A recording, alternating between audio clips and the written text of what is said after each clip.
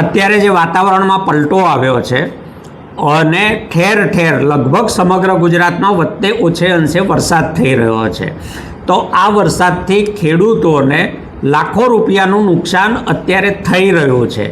ગુજરાતમાં ભાજપના ભ્રષ્ટાચારને કારણે પાક વીમા યોજના બંધ થઈ છે, નહીં કે એનો ખેડૂતોએ વિરોધ કર્યો હતો। પાક વીમા યોજનાની જરૂર છે, પરંતુ ગુજરાતમાં કોઈ પાક વીમા યોજના ભાજપના ભ્રષ્ટાચારને કારણે નથી।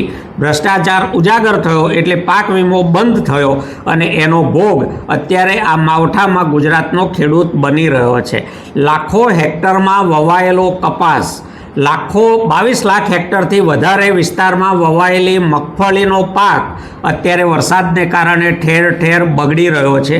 એ ઉપરાંત કઠોળના પાકને નુકસાન થઈ રહ્યું છે, બાગાયતી પાકોને નુકસાન થઈ રહ્યું છે અને અત્યારે મુખ્યત્વે જે શાકભાજીઓ છે એમાંય વેલાના શાકભાજીઓ હોય, ચાહે વાલોળ હોય, દૂધી હોય, તુરિયા હોય કે એ પ્રકારના વેલાના શાકભાજીઓ સડી જવાની સ્થિતિમાં આવી ગયા છે। હજી 1 કે 2 દિવસ વાદળછાયું વાતાવરણ રહેશે તો વેલાના શાકભાજીઓ મોટાભાગના નાશ પામશે।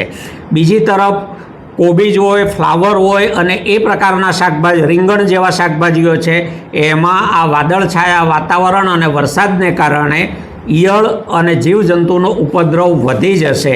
એટલે ખેડૂતોને લાખો રૂપિયાનું નુકસાન અત્યારે થઈ રહ્યું છે અને આવનારા 2-3 દિવસમાં થવાનું છે।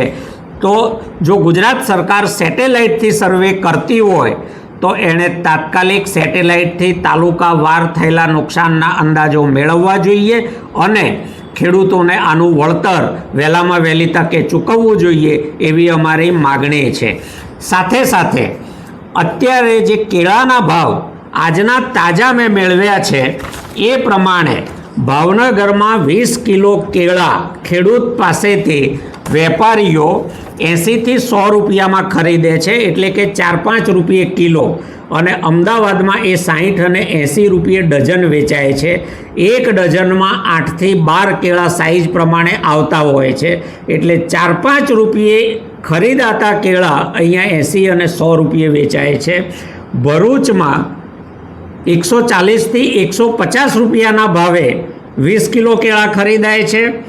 વડોદરામાં